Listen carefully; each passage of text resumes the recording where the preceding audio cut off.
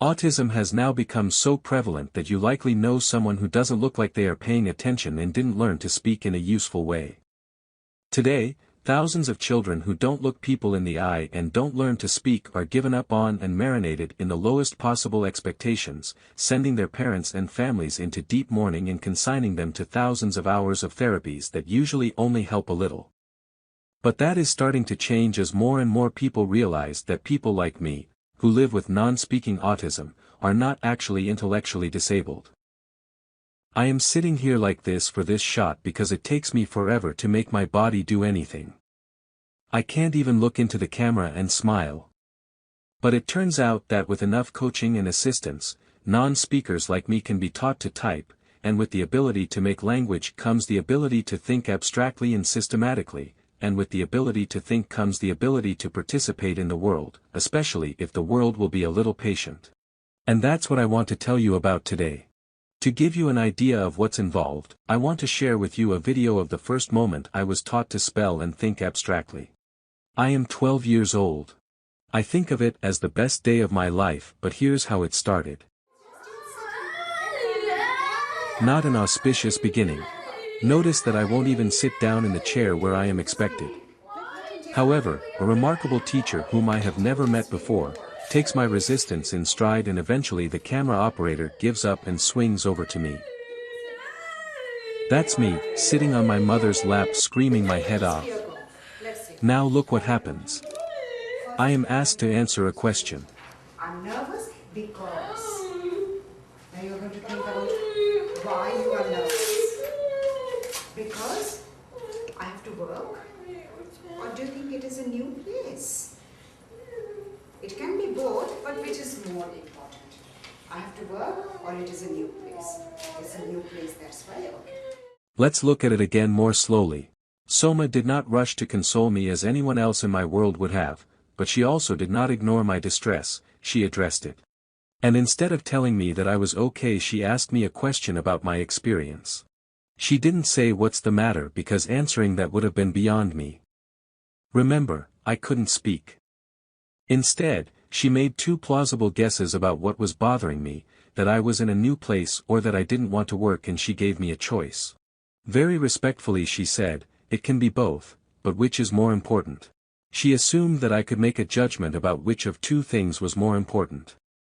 No one, in all my history of special ed, had asked me to compare two ideas. Then she put answering the question within my physical ability by going up to me and holding the two pieces of paper far enough apart so I had to make a real choice and could answer with a very crude flap of my hand. And notice that I stop crying when I am considering and answering the question.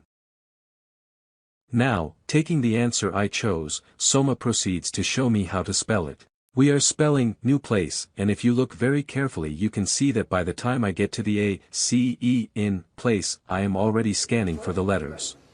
See, and place easy as that. There is something else going on too. Soma and I are in a power struggle over whether or not I will sit down. She keeps trying and I keep refusing.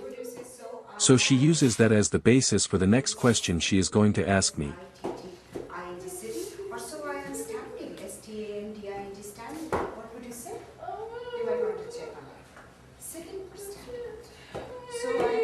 So I'm standing, and we are going to spell standing. And then we spell standing. To make it easier to spell, Soma is using boards with letter holes so big that it takes 3 of them to hold the whole alphabet. Half an hour later, I am sitting in the chair, and Soma shows me a board with the whole alphabet on it. And look at my smile when I see it. The letter board with the smaller holes is harder to use, but I'm smiling because I get it now. All the words I have been hearing all my life are made up of these letters, and the words I have been hearing are the same things as the words I have seen printed, which are the same things as the words I can now make myself by sticking the pencil into the holes. Initially, she had me spell words which she had written and I had chosen, so we both knew what the letters were going to be. Making language myself was exciting enough without making up what the words were going to be. But 37 minutes into my first session with her we get a word I think of myself. Any word that comes to your mind when you are thinking about table. Okay, any word that comes. Let me see. Think about it. Keep going. Get it? H. Good. It has to be a word. A. Good. Keep going. H-A. R. Okay. There you are. Add D. Hard. Table is hard. H-A-R-D. Hard. Look what went into those first few minutes. And 13 years later I got my ALB from the extension school. I am by no means the only non-speaker to do well in college. In 2012 Virginia Breen gave a TED-Med talk at the Kennedy Center about the poetry that her then 14-year-old daughter Elizabeth Bonker had written after she learned to spell.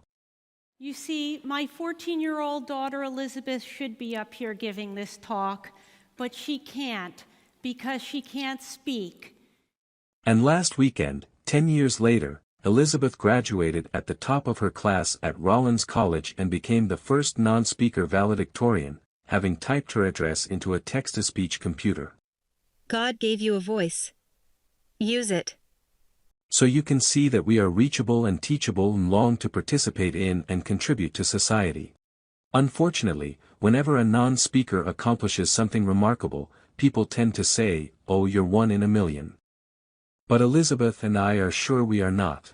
On the contrary, I am severely affected by autism, so if I can do it, the chances are that any non-speaker with autism can learn to think abstractly and communicate if we can figure out the tools they need, and put them within their ability to use them.